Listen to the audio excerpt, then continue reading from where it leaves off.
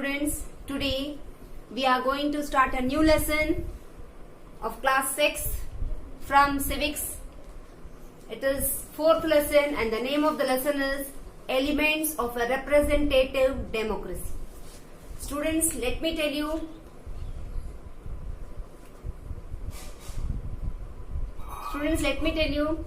what is the meaning of the element of a representative democracy. Element is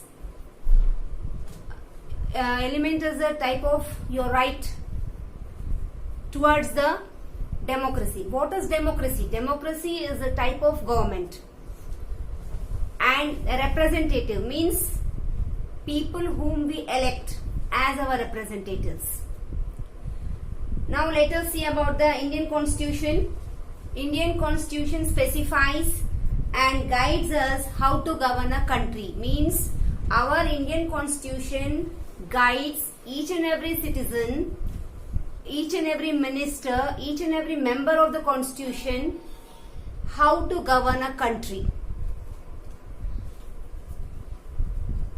Preamble. Let us speak about what is preamble. Usually in our social studies book, first page, we have the picture of the preamble. Preamble, what is it? It is an introduction of a Indian Constitution, and it provides us key to understand its aims and objectives. Means this preamble helps us to understand the aims and objectives of the Constitution. Now children, elements of a democratic government. What is democratic government? Democratic government is a type of government in which all citizens above the age of 18 years can participate in electing their representatives.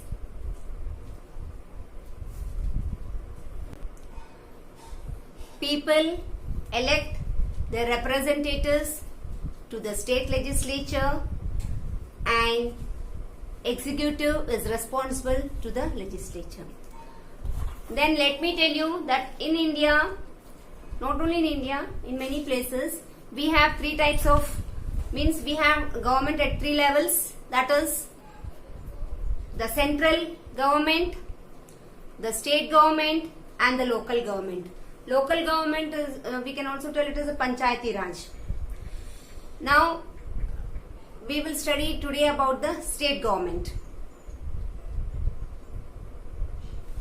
We elect our representatives through our adult franchise. That is, by voting, we elect our representatives, and they, under the guidance of many higher authorities and ministers, they govern the country. And supposing if they lose the confidence of the people or confidence of other officials, then we, the ordinary people or the citizens of India, can when we have our elections, they may be dropped out. Supposing we won't vote them, then they cannot have the majority. Then the government will fall.